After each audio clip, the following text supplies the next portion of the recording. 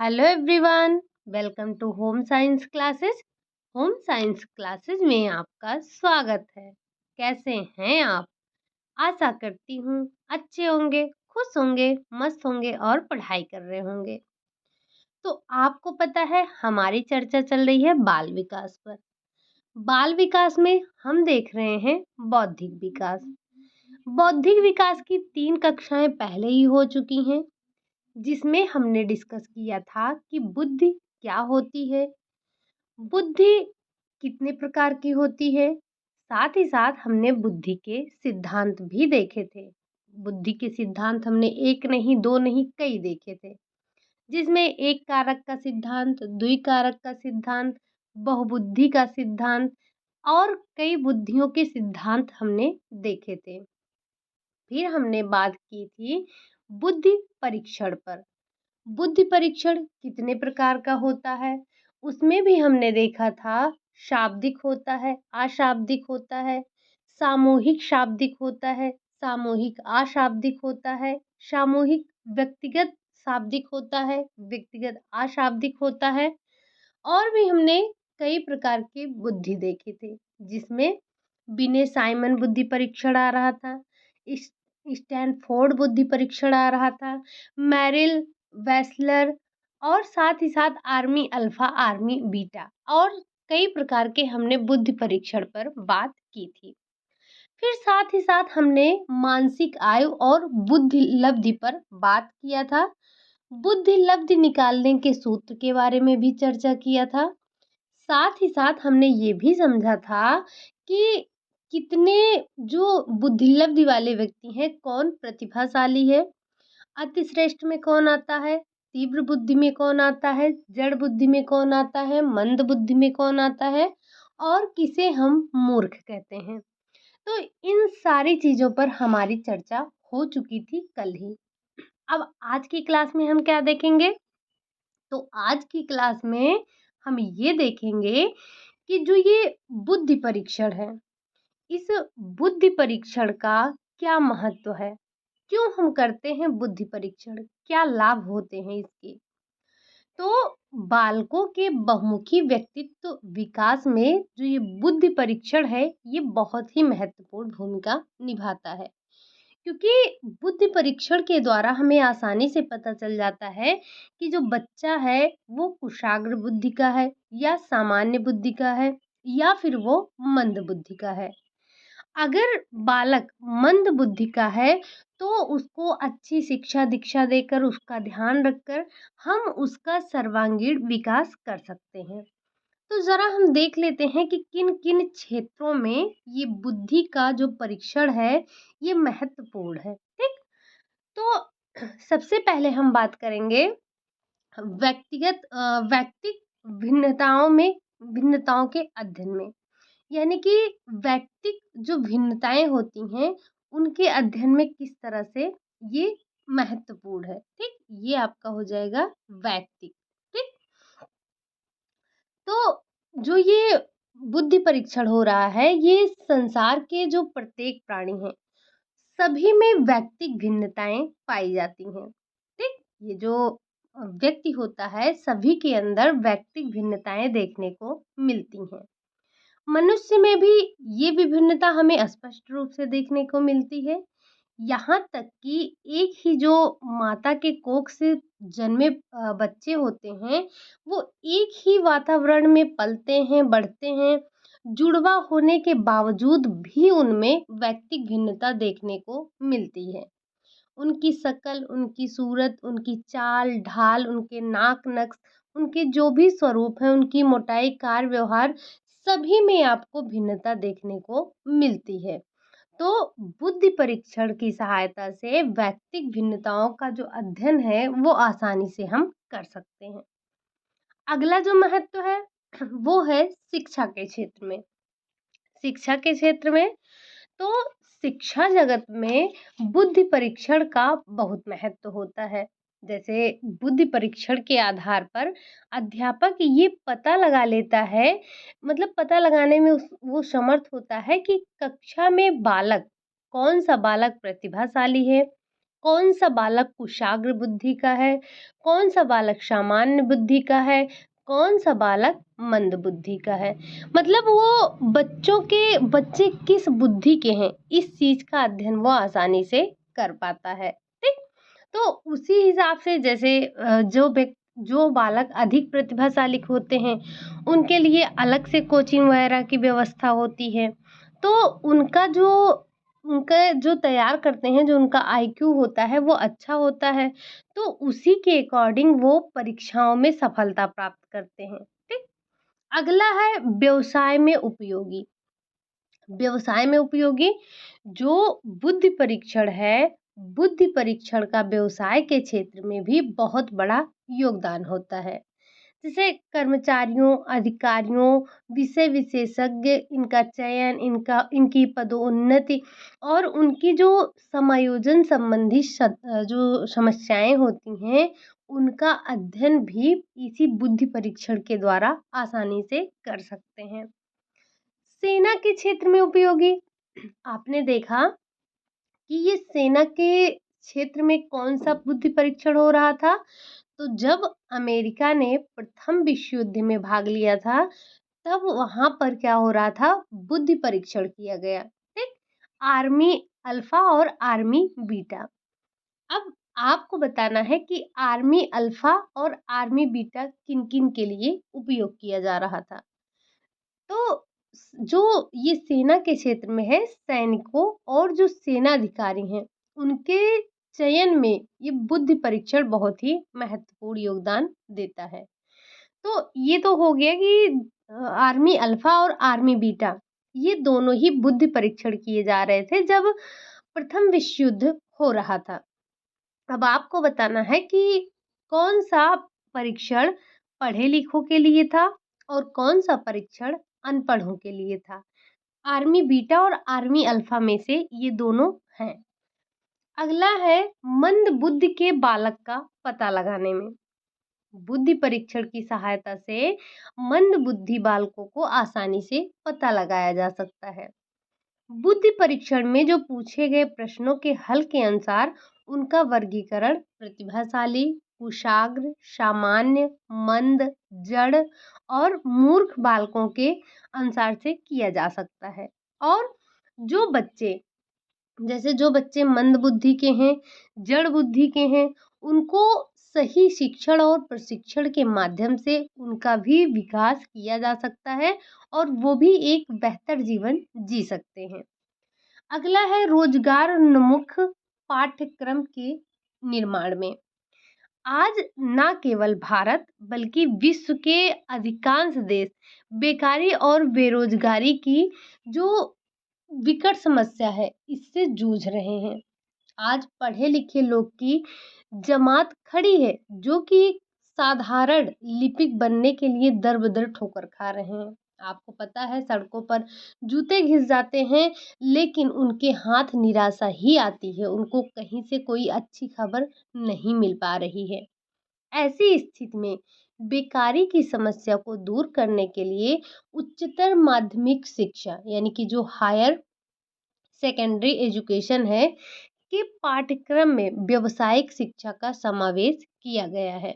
और बुद्धि परीक्षण की सहायता से ही विद्यार्थियों को ये निर्देश दिया जा सकता है कि वे कौन से व्यावसायिक कोर्स का प्रशिक्षण करके करें, जिससे वे पढ़ाई समाप्त करके बाद में कुछ धन का भी अर्जन कर सकें। अगला है गूंगे, बहरे, अंधे, अपाहिज बालकों का पता लगाने में। तो बुद्धि परीक्षण से गूंगे, बहरे, अंधे, अपाहिज ऐसे बालकों का आसानी से पता लगाया जा सकता है। तो ऐसे बालकों के लिए अलग से शिक्षण संस्थाओं की स्थापना की जाती है ताकि वे पढ़ लिख कर अपने पैरों पर खड़ा हो सके और एक सम्मानित जीवन जी सकें। अब एक बार आप बताइएगा कि जो अंधे लोग होते हैं वो उनके लिए किसका प्रयोग किया जाता है, कौन सी लिपि का प्रयोग करते हैं वो अपने पढ़ाई के लिए। अगला है अन्य क्षेत्र में। ये तो आपने 7 एक अलग अलग क्षेत्र देखा। कुछ अन्य क्षेत्र भी हैं जिसमें ये जो बुद्धि परीक्षण है ये महत्वपूर्ण योगदान देता है। जैसे जो आपने अभी तक क्षेत्र देखा उसमें तो बुद्धि का उपयोग सभी क्षेत्रों में हो रहा था। इसके अलावा भी जैसे अपराधी बालकों की समस्याओं का समाधान करने के लिए, चिकित्सा के क्षेत्र में रोगों का निदान करने के लिए, उपचार करने के लिए, अनुसंधान करने के लिए, तो इन सभी क्षेत्रों में बुद्धि परीक्षण बहुत ही महत्वपूर्ण होता है। तो ये आपने देखा कि किस तरह से बुद्धि परीक्षण किन-किन क्षेत्रों में महत्वपूर्ण योगदान दे रहा था। एक बार आप फिर से देख सकते हैं कि व्यक्तिक भिन्नताओं के अध्ययन में, शिक्षा के क्षेत्र में महत्वपूर्ण है, व्यवसाय में उपयोगी है, सेना के क्षेत्र में उपयोगी है, मंद बुद्धि के बालकों का पता लगाने में है, रोजगार उन्मुख पाठ्यक्रमों के निर्माण में है, गूंगे, बहरे, अंधे, अपाहिज बालकों का पता लगाने में है, साथ ही साथ अन्य क्षेत्रों में भी इसका महत्वपूर्ण योगदान है। किसका? बौद्धिक जो बुद्धि परीक्षण हो रहे हैं, ठीक? ये तो हमने बात कर ली बुद्धि परीक्षण की कि बुद्धि परीक्षण का क्या महत्व है हमारे जीवन में, ठीक? अब अगला पॉइंट क्या आ जाता है? अगला पॉइंट ये आता है कि विभिन्न अवस्थाओं में बौद्धिक विकास, किस तरह से विभिन्न अवस्थाओं में बौद्धिक विकास हो रहा है, एक बार हम उन पर भी चर्चा कर लेते हैं। तो जैसे आपने बाकी विकास देखे, चाहे वो शारीरिक हो, संवेगात्मक हो, भाषा विकास हो, सामाजिक विकास हो, तो ये अलग-अलग अवस्थाओं में अलग-अलग होते हैं। उसी तरह से ये जो बौद्धिक विकास है, ये भी एकाएक नहीं हो जाता है, ये भी धीरे-धीरे होता है। ठीक? अब हम स्टार्ट करते हैं शैशवावस्था एवं बचपनावस्था में बौद्धिक विकास से, कि कौन-कौन से विकास शैशवावस्था और बचपनावस्था में होते हैं। तो सबसे पहला देखेंगे कि जो बचपनावस्था और शैशवावस्था में बौद्धिक विकास होता है वो 3 होता है। कौन-कौन सा? एक होता है संवेदी अंगों में संवेदना। बालक में बौद्धिक विकास जन्म के कुछ दिन बाद होता है, क्योंकि बौद्धिक विकास का जो संबंध होता है, बौद्धिक विकास का सीधा संबंध मस्तिष्क और तंत्रिका तंत्रों की विकास और उनकी परिपक्वता से है।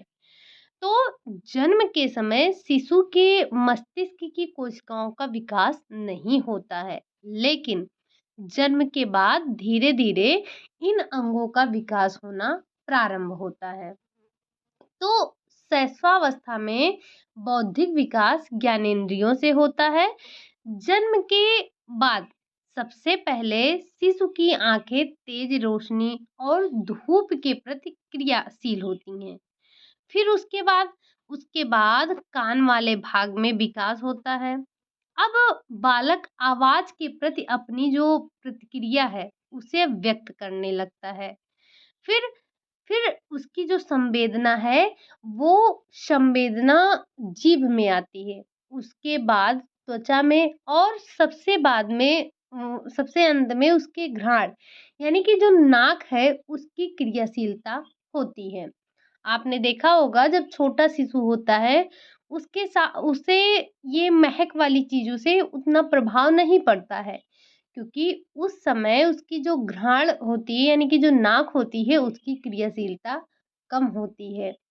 जब 1 माह के बाद शिशु के हाथ-पैर को स्पर्श किया जाता है, तो वो अपने हाथों-पैरों को समेटने लगते हैं।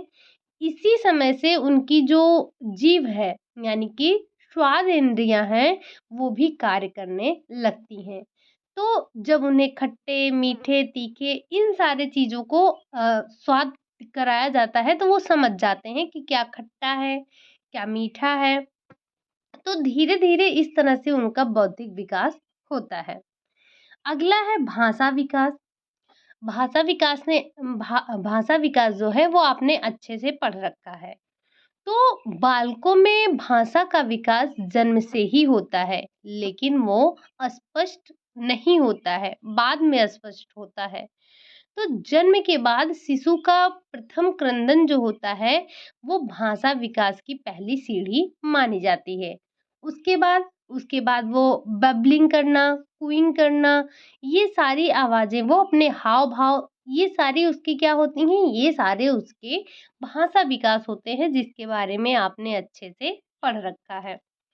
अगला आता है अनुकरण। तो 6-7 माह का बालक दूसरों का अनुकरण करके चीजों को बहुत जल्दी सीखता है। जितना बच्चे को अनुकरण का अवसर मिलता है, उतना ही ज़्यादा वो बालक सीखता है, चाहे वो कोई भी चीज़ हो, जिस चीज़ का वो अनुकरण करेगा। अगर सही चीज़ का अनुकरण करेगा, तो सही चीज़ें सीखेगा। अगर गलत चीज़ों का अनुकरण करेगा, तो गलत चीज़ों को सीखेगा। तो बच्चे में अनुकरण शक्ति बहुत ज़्यादा होती है, ठीक? ये तो हमने बात की कि शैशवावस्था और बचपनावस्था में कौन से विकास होते हैं। अब हम बात कर लें कि पूर्व बाल्यावस्था में। तो पूर्व बाल्यावस्था में बौद्धिक विकास कितना होता है, क्या-क्या होता है? तो सबसे पहले जो पूर्व बाल्यावस्था है उसमें ध्यान पूर्वक देखना या फिर अवलोकन करना। तो पूर्व बाल्यावस्था के बालकों में अवलोकन की अभूतपूर्व क्षमता होती है। वे अपनी ही जिज्ञासा को शांत करने के लिए सभी वस्तुओं को छूकर, देखकर, उन्हें दूर फेंककर, उलटकर, पलटकर, चारों तरफ घुमाकर, पटक कर देखना चाहते हैं। उनका अवलोकन करते हैं, वो चीज़ों को तोड़-फोड़ डालते हैं। आप किसी बच्चे को कोई खिलौना दे दीजिए, तो वो क्या करेगा? वो खिलौने को पूरी एकदम उसके पुर्जे-पुर्जे को निकाल देगा, उसे देखेगा कि ये कैसे बना है, क्या बना है। अपने अध्यापकों के पास भी रहेगा तो उनसे पूछता रहेगा, ये क्या है? कहाँ मिला? कैसे मिला? क्यों? क्या जो पंछी आकाश में उड़ते हैं, हम भी उड़ सकते हैं? बिल्ली दूध क्यों पीती है? मतलब उस तमाम प्रकार के वो सवाल को पूछता है, अवलोकन करता है, ठीक? अगला क्या है? बोध, समझ, अंडरस्टैंडिंग, ठीक? तो 2 से जो 5 वर्ष का बालक होता है, इनमें विभिन्न वस्तुओं के बारे में जानने की समझ पैदा हो जाती है। अब वो ये समझने लगते हैं कि अगर आपने किसी जलती हुई लालटेन को या चिमनी को छू लिया, तो हाथ जल जाएगा। इसी कारण वो अपने हाथ को जलती हुई लालटेन या फिर कुछ भी अगर जो जल रहा है उसके पास नहीं ले जाते हैं। उनको तीखा, मीठा, खट्टा ये सारे स्वाद समझ में आने लगते हैं। मतलब वो चीज़ों को समझने लगते हैं, क्या ठंडा है, क्या गरम है, क्या तीखा है, क्या मीठा है, क्या अच्छा है, क्या मतलब क्या खट्टा है, क्या मीठा है, वो सारी चीज़ों में अंतर उनके अंदर समझ में आने लगता है और वो अपनी जिज्ञासा को शांत करने के लिए अपने माता-पिता, भाई-बहन या फिर जो भी उनके साथ के हैं सगे-संबंधी उन सबसे प्रश्नों को पूछता रहता है। अब अगर बात करें इसमें भाषा विकास की, तो पूर्व बाल्यावस्था के बालकों में जो भाषा विकास है वो भी तीव्र गति से होने लगता है।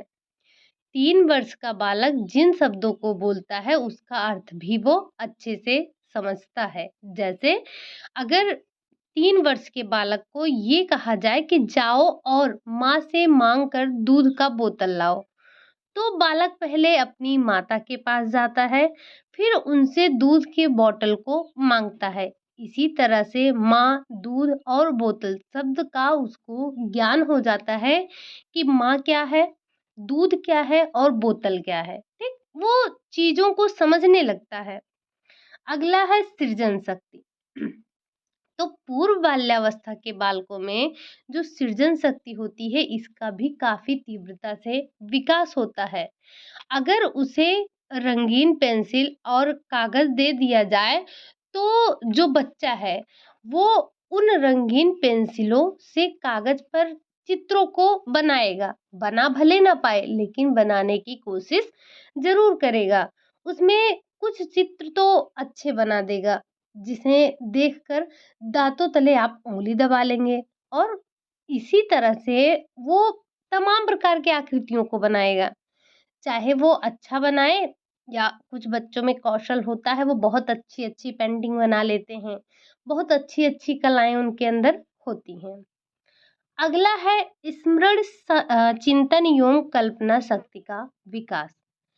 तो बचपनावस्था में जो स्मरण शक्ति है, बालकों में स्मरण शक्ति, चिंतन, कल्पना और तर्क, इन शक्तियों का विकास नहीं होता है। इसीलिए वो सीधी-सादी भाषा का प्रयोग करते हैं। उनकी बोली बहुत ही मधुर और मन को मोहने वाली होती है। लेकिन 3 वर्ष के बाद बालकों का जो चिंतन है, जो कल्पना शक्ति है, उसका विकास होता है। अब जो बच्चा है वो कल्पना और चिंतन के द्वारा जो मनगढ़ंत कहानियाँ होती हैं उनको कहते हैं। जैसे जैसे एक बिल्ली आई, वो दूध पी गई, मैंने उसे डाँटा तो वो बोली, भैया मैं तो तुम्हारी दोस्त हूँ, तुम मुझे क्यों डाँट रहे हो? मतलब जो बच्चा होता है ना, उसके अंदर कल्पना की शक्ति आ जाती है। तर्क करने की, तर्क नहीं यहाँ बोल सकते हैं, चिंतन करने की उसकी शक्ति हो जाती है। तो वो अपने आप से कहानियों को गढ़कर बताने लगता है। अगला है जिज्ञासा। तो जो 3 से 5 वर्ष का बालक है, इसमें जिज्ञासा की बहुत बहुत अधिक प्रवृत्ति होती है। इसी कारण से वो अनेक प्रकार के प्रश्न पूछता है। कुछ प्रश्न तो इतने कठिन होते हैं कि उसके उत्तर दे पाना मुश्किल होता है। मतलब कभी-कभी बच्चे ऐसे प्रश्न पूछ लेते हैं कि आप अपना मुँह खुला का खुला ही रख जाएँगे। अब हम इसका आंसर बताएँ तो बताएँ क्या? जैसे जैसे पक्षी आकाश में क्यों उड़ता है? छिपकली दीवार पर क्यों चिपकी रहती है या क्यों चलती है? मछलियाँ पानी में क्यों रहती हैं? क्यों उन्हें ठंड नहीं लगती है? पानी में हमारा चेहरा क्यों दिखाई देता है? चंदा मामा आकाश में क्यों है? मतलब वो प्रश्नों की लाइन लगा देगा, एक झड़ी बना देगा। तो कुछ प्रश्न तो इतने वैज्ञानिक होते हैं कि जिनका उत्तर ढूँढ पाना बहुत ही मुश्किल का काम होता है और ये ऐसे प्रश्न भाई बच्चों के ही दिमाग में आ सकते हैं। अगला क्या है? तो समस्या समाधान की क्षमता। बालकों में जैसे-जैसे बुद्धि का विकास होता है, वो कई छोटी-मोटी समस्याओं का समाधान अपने आप ही कर लेते हैं। जैसे जैसे स्वयं से ही भोजन करना और नहाना स्वयं ही, कपड़े बदलना, जूते पहनना आदि वो काम जो होते हैं वो अपने आप ही करने लगते हैं। अगला है आत्मबोध। तो पूर्व बाल्यावस्था के बालकों में आत्मबोध अर्थात आत्मबोध का मतलब होता है मैं का विकास हो जाता है। वो मैं, तुम, तुम्हारा, हमारा, अपना, उसका इन सब चीज़ों में अंतर समझने लगता है। जैसे एक छोटा बच्चा होता है तो उसे इन सब में डिफ़रेंस नहीं पता होता है। लेकिन जैसे-जैसे बच्चा बड़ा होता है उसमें आत्मबोध आ जाता है।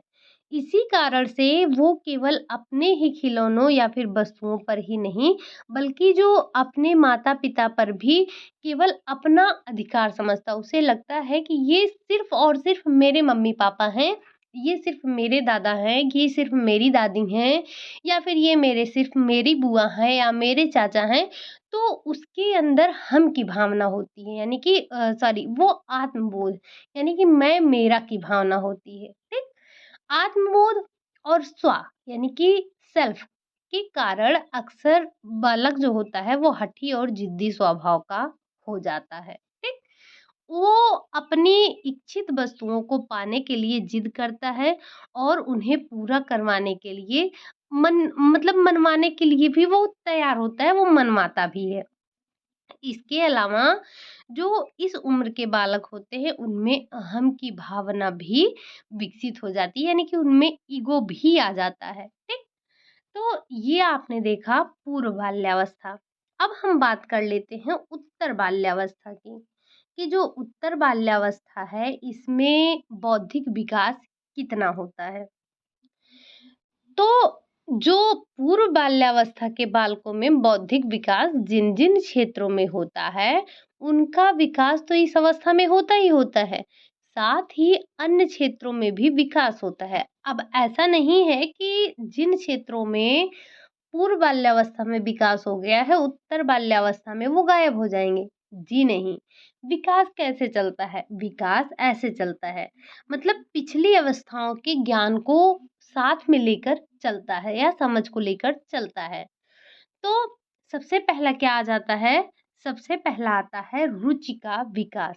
जो 6 से 12 वर्ष के बालक होते हैं, उनमें विभिन्न रुचियों का तेज़ी से विकास होता है।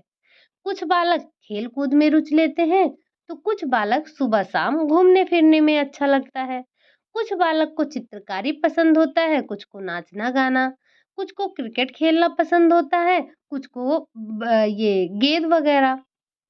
तो इस तरह से बच्चों की जो रुचियाँ होती हैं, उनका विकास भी तीव्रतर होता है। अगला है धारण क्षमता का विकास।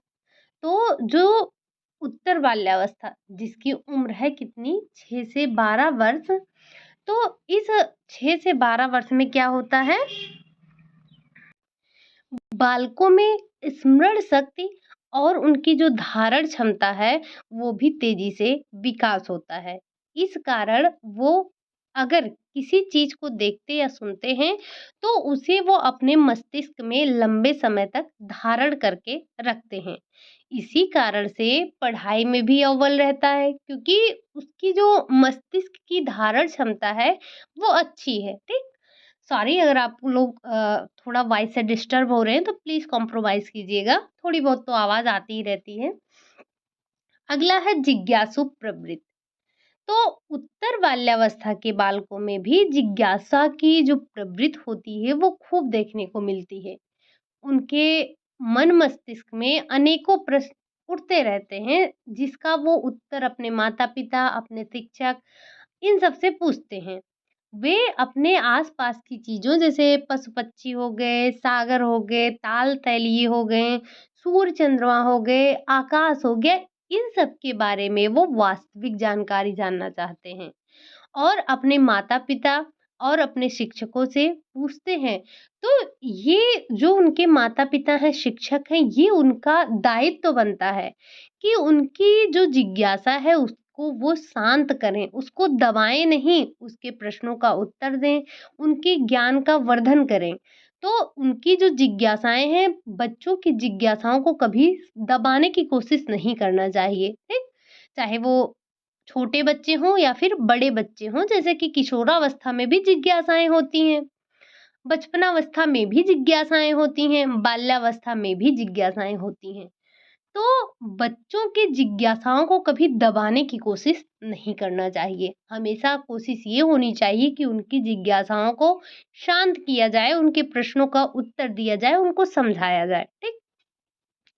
अगला है अवलोकन क्षमता में वृद्धि।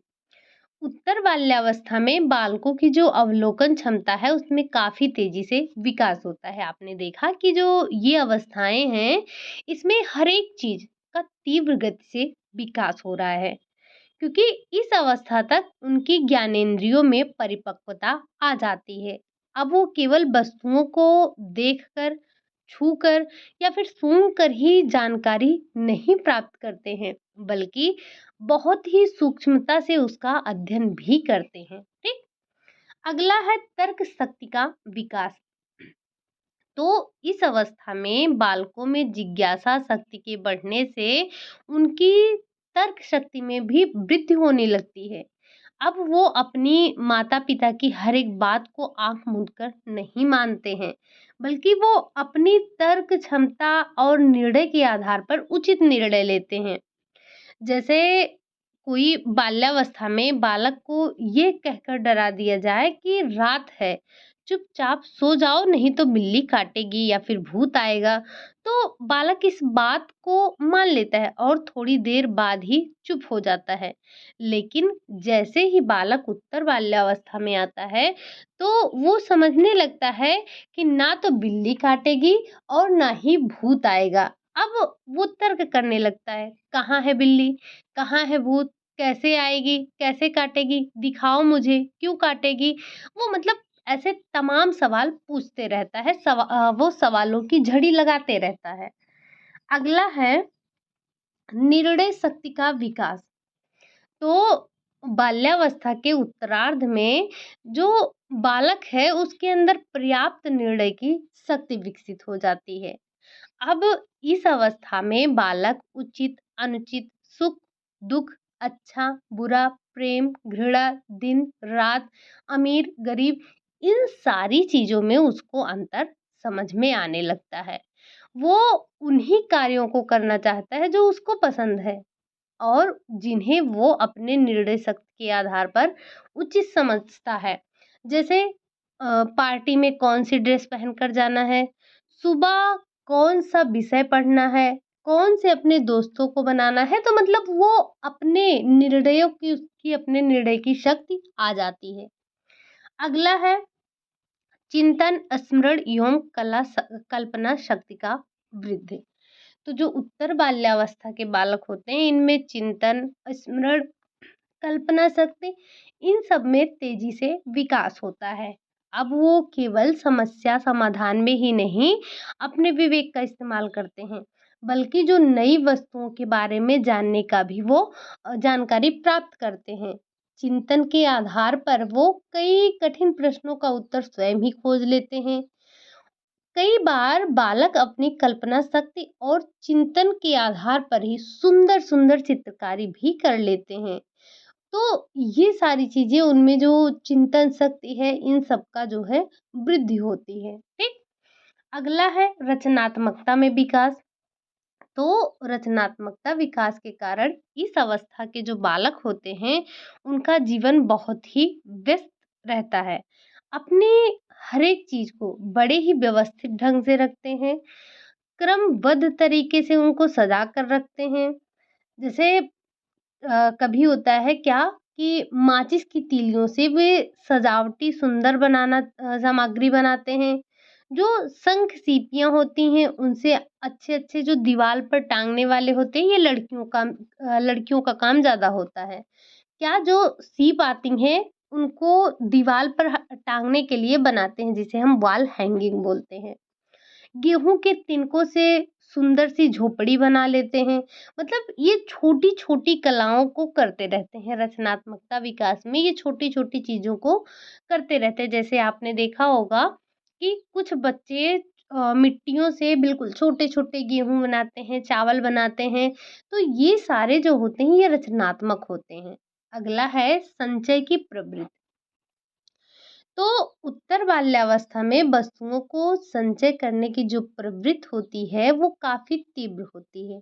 जैसे आपने देखा होगा कि डाक टिकट हो गया, सिक्के हो गए, खिलौने हो गए, चूड़ियाँ हो गई, ये सारी चीज़ें बच्चे बहुत इकट्ठा करते हैं। साथ ही साथ दिवाली में आपने दियों को ज़रूर इकट्ठा किया होगा।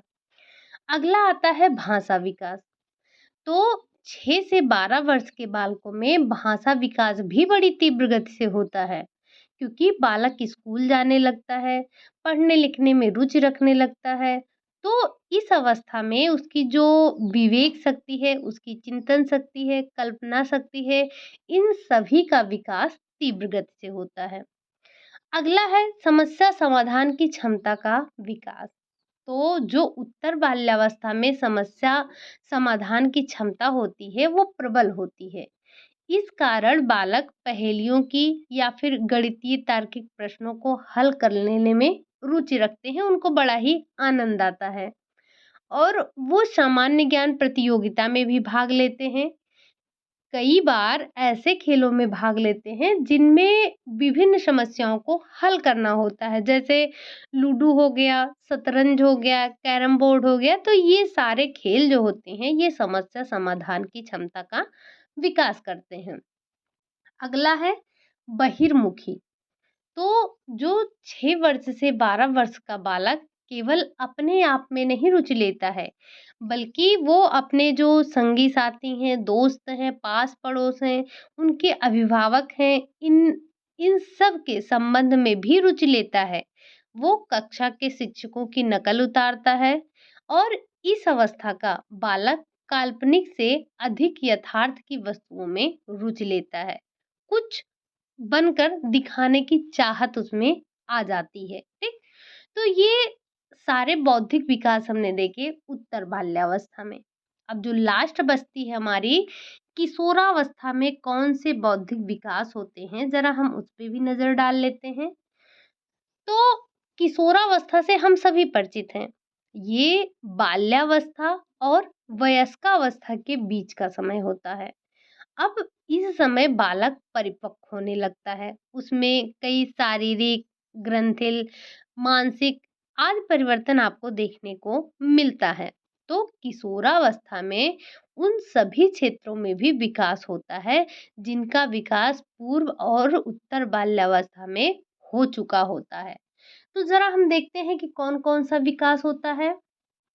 सबसे पहले आता है विशिष्ट रुचियों का विकास। किशोरावस्था में बालक में उन रुचियों का अधिक विकास होता है जिन्हें वे सबसे ज़्यादा पसंद करते हैं और जिनसे उन्हें अधिक आत्मसंतुष्ट मिलती है। अब जैसे उदाहरण के लिए लड़कियों में सजने-संवरने, चित्रकारी करने, कढ़ाई, बुनाई, सिलाई, पाक कला, विभिन्न प्रकार के जो स्वादिष्ट व्यंजन होते हैं उनको बनाना, घर को सजाना, ये सारी कलाएँ उनमें देखी जाती हैं। इसी तरह से लड़कों में पहेलियाँ बुझाना, तरह-तरह के खेल खेलना, घुड़सवारी करना, ये सारे कार्य जो हैं उनके अंदर आपको देखने को मिलते हैं। अगला है कल्पना की बाहुलता। कल्पना की बहुलता तो किशोरावस्था कल्पनाशील और चिंतनशील होता है।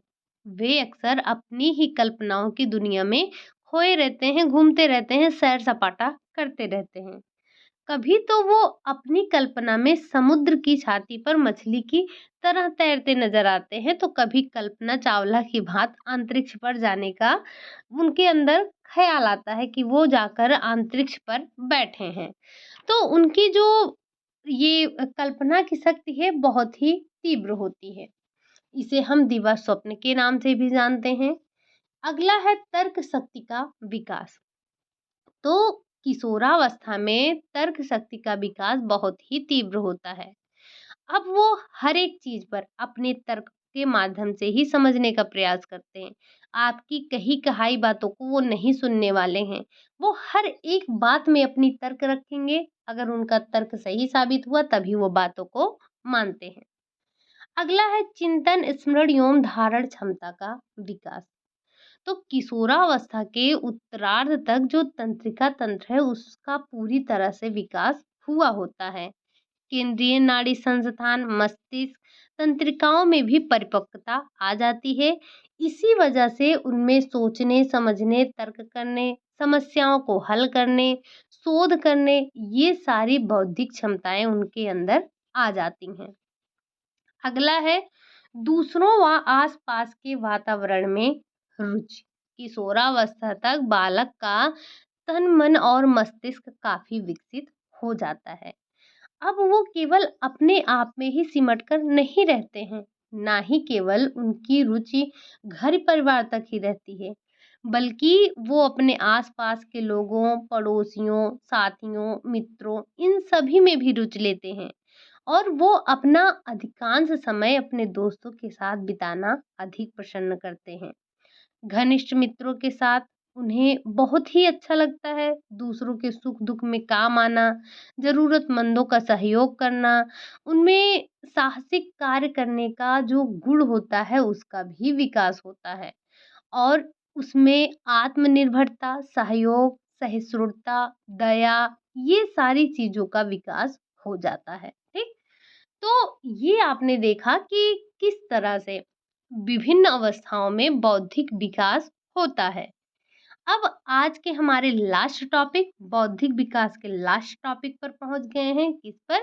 जो बौद्धिक विकास को प्रभावित करने वाले कारक हैं। वो कारक कौन कौन से हैं, जरा एक बार हम उन पर भी फटाफट नजर डाल लेते हैं। बहुत ज्यादा नहीं ध्यान रखना है, बस यही चीजें आपको ध्यान रखनी है। तो जो बौद्धिक विकास को प्रभावित करने वाला कारक आता है उसमें सबसे पहले नाम आता है शारीरिक स्वास्थ्य। यदि बुद्धि एक जन्मजात योग्यता है, फिर भी इसके विकास में जो शारीरिक स्वास्थ्य है वो महत्वपूर्ण योगदान देता है। क्योंकि आपने ये एक बार नहीं हजारों बार सुना है कि स्वस्थ शरीर में ही स्वस्थ मस्तिष्क का विकास होता है। ऐसा किसने कहा है आप बताएंगे? क्योंकि ये आज से नहीं, हम आदिकाल से पढ़ते आ रहे हैं, है ना? तो जो स्वस्थ शरीर है, स्वस्थ शरीर में ही स्वस्थ मस्तिष्क का विकास होता है और पहला सुख निरोगी काया। शारीरिक रूप से स्वस्थ बालक का ही मानसिक विकास अच्छे से हो पाता है, ये हम शुरू से ही पढ़ते चले आ रहे हैं। अगला क्या है? अगला है वातावरण। तो जो इन्वायरमेंट है वो किस तरह से बच्चे के बौद्धिक विकास पर प्रभाव डालता है। हम सबको ये पता है कि जो बुद्धि है वो एक जन्मजात है, लेकिन इसके विकास में वातावरण अमूल्य योगदान देता है, क्योंकि वातावरण से ही ये निर्धारित होता है कि व्यक्ति का बौद्धिक विकास किस सीमा तक होगा। ठीक वैसे ही जैसे उत्तम किस्म के बीज खेत में बो दिए जाएं तो उस समय पर सिंचाई ना की जाए, खाद पानी ना दिया जाए, उनका सही देख रेख ना किया जाए, तो क्या जो लहलहाते आपने गेहूं या फिर अनाज के फसल देखे थे वो वैसे होंगे? नहीं होंगे। तो इसीलिए जो वातावरण होता है वो बच्चे के बौद्धिक विकास में बहुत ही महत्वपूर्ण भूमिका निभाता है। अब वातावरण के अंतर्गत आपको ये समझना है क्या-क्या आएगा। माता-पिता का शैक्षिक स्तर आएगा, माता-पिता का जो परस्पर का व्यवहार है वो आएगा, परिवार की जो आर्थिक और सामाजिक स्थिति है वो भी आएगी, परिवार का निवास स्थान आएगा, परिवार का आकार कैसा है, विद्यालय का वातावरण कैसा है, साथ ही साथ पड़ोस का जो वातावरण है वो कैसा है। तो ये सारी चीज़ें बच्चे के विकास को, बच्चे के बौद्धिक विकास को प्रभावित करती हैं। अगला है लिंग भेद। संसार के रचयिता जो परमपिता परमेश्वर हैं, उन्होंने लड़के-लड़कियों की बुद्धि में जन्म से कोई अंतर नहीं किया है। उन्होंने कहा कि मेरे लिए सारे बच्चे समान हैं। उन्होंने कभी भेदभाव नहीं किया। यदि अंतर किया है, तो वो हम मानव ने किया है। हमारी संस्कृति ने, हमारे व्यवहार, हमारी सोच, हमारा चिंतन, ये जो हमारा समाज है, समाज की व्यवस्था इस तरह की है कि हम लड़के और लड़कियों में भेद कर देते हैं। लड़की को जहाँ छोटी उम्र में ही घर के सारे कार्य सिखाते हैं, वहीं लड़कों को पूरी तरह से छूट देते हैं, खेलने, कूदने, पढ़ने, लिखने जो भी है। तो जन्म से ही लड़कियों की कम सुविधाएँ दी जाती हैं, उनको कम सुविधाएँ दी जाती हैं लड़कों की अपेक्षा। लड़कियों और लड़कों के खान-पान, उनकी परवरिश, उनकी शिक्षा-दीक्षा इन सभी में आपको डिफ़रेंस देखने को मिलता है। लिंग भेद इतना ज़्यादा हो गया है कि लड़की की हत्या माता के गर्भ में ही कर दी जाती है। उसे संसार में आने से भी रोक दिया जाता है। तो जो ये बौद्धिक विकास होता है, ये लिंग भेद के कारण भी इसमें अंतर देखने को मिलता है। अगला है आयु भेद। ये जो लिंग भेद की समस्या है ना, इस पे मतलब एक बार शुरू करो तो बोलते ही रह जाओ। इतना ज़्यादा डिफरेंस देखने को मिलता है कि पूछो ही मत। अगला है आयु भेद।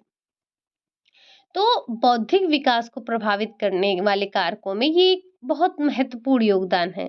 जैसे-जैसे बालकों की आयु में वृद्धि होती है, वैसे-वैसे उनका जो बौद्धिक विकास है वो भी होता जाता है। शैशवावस्था और जो बचपनावस्था है इसमें बौद्धिक विकास तीव्र गति से होता है। बाल्यावस्था में उनमें कुछ धीमापन आता है और फिर किशोरावस्था में ये तीव्र गति से हो जाता है। ठीक? अगला है जन्म क्रम। बालकों का जन्म क्रम भी बौद्धिक विकास को महत्वपूर्ण ढंग से प्रभावित करता है। ऐसा शोध में आया है या अध्ययनों में ऐसा देखा गया है कि जो पहले संतान जन्मे संतान की बुद्धि बाद में जो जन्मे संतान होते हैं उनकी अपेक्षा अधिक होता है। इसका कारण वातावरणीय कारण है।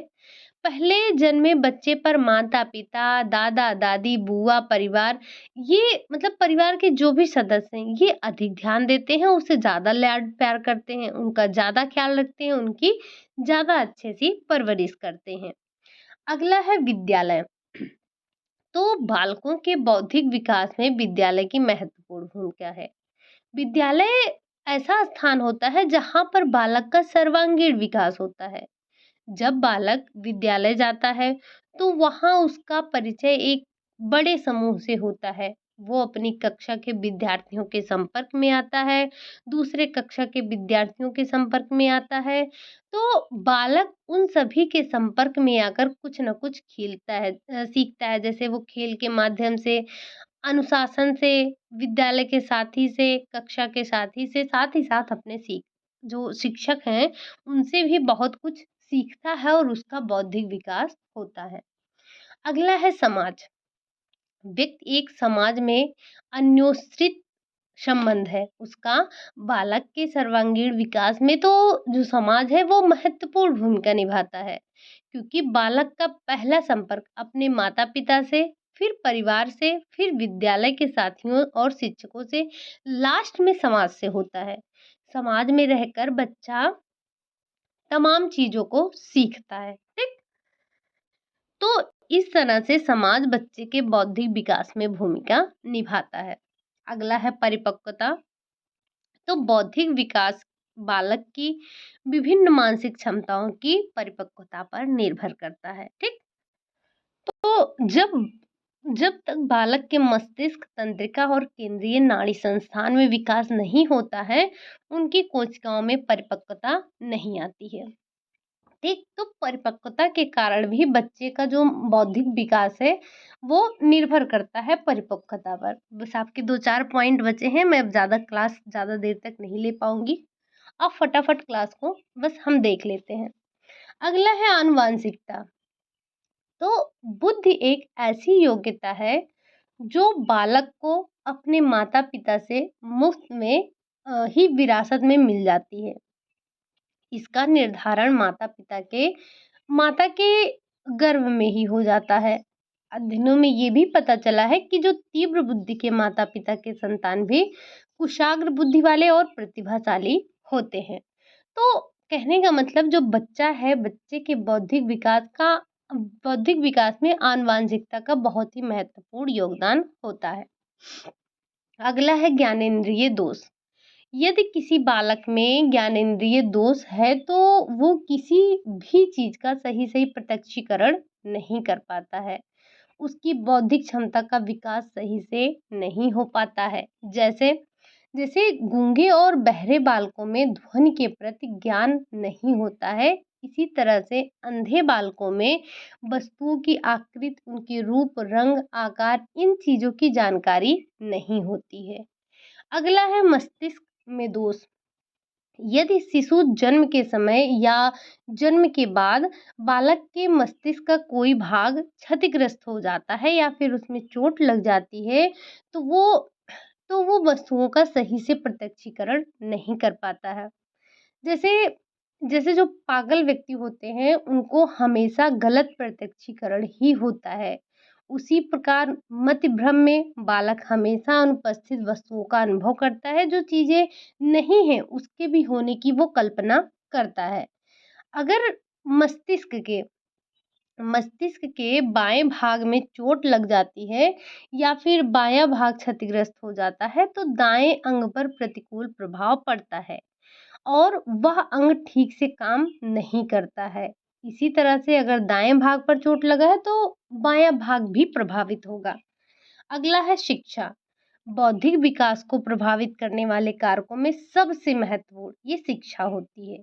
शिक्षा व्यक्ति को महान बनाती है। उसमें सोचने, समझने, तर्क करने, स्मरण करने, धारण करने, इन सारी शक्तियों को वो पैदा करती है। आपने सुना भी होगा कई बार कि बिन शिक्षा नर पशु समान है। यानी कि बिना शिक्षा के जो व्यक्ति है, नर है, मानव है, वो एक पशु के समान होता है। उनमें जागरूकता, जैसे शिक्षा से व्यक्ति का बौद्धिक विकास होता है, उनमें जागरूकता पैदा होती है, मानसिक योग्यताओं का विकास होता है, सही निर्णय ले पाने की उनके अंदर क्षमता आती है। तो ये सारी चीजें शिक्षा से ही हो पाती हैं। लास्ट है व्यक्तित्व। बौद्धिक विकास में बालकों के व्यक्तित्व की महत्वपूर्ण भूमिका होती है। जिन बालकों का आईक्यू अधिक होता है उनमें स्वतंत्रता और प्रतिस्पर्धा जो है उसकी भावना अधिक देखने को मिलती है। ठीक। तो ये हमने देखा बौद्धिक विकास को प्रभावित करने वाले कारकों को। आज हमने बौद्धिक विकास को पूरी तरह से समाप्त कर लिया है। आप लोग चारों क्लास को एक बार देख लीजिएगा। जैसे आज ये क्लास समाप्त हो जाएगी, उसके बाद आप लोग चारों क्लास को एक साथ देखकर उसका नोट्स बना लीजिएगा। तो यहाँ से जितने भी आने वाले क्वेश्चन होंगे, उसे आप आसानी से कर पाएँगे। ठीक? बस आज के लिए यही इतना रखते हैं। थोड़ी-सी अगर आपको बाहर से कोई आवाज़ मिलती है, तो उसको अवॉइड किया कीजिए। ठीक? तो अगर क्लास अच्छी लगी हो तो लाइक कर दीजिएगा, चैनल को सब्सक्राइब कर लीजिएगा, साथ ही साथ कमेंट भी कर दीजिएगा। मिलते हैं नेक्स्ट क्लास में, तब तक के लिए बाय बाय, टेक केयर।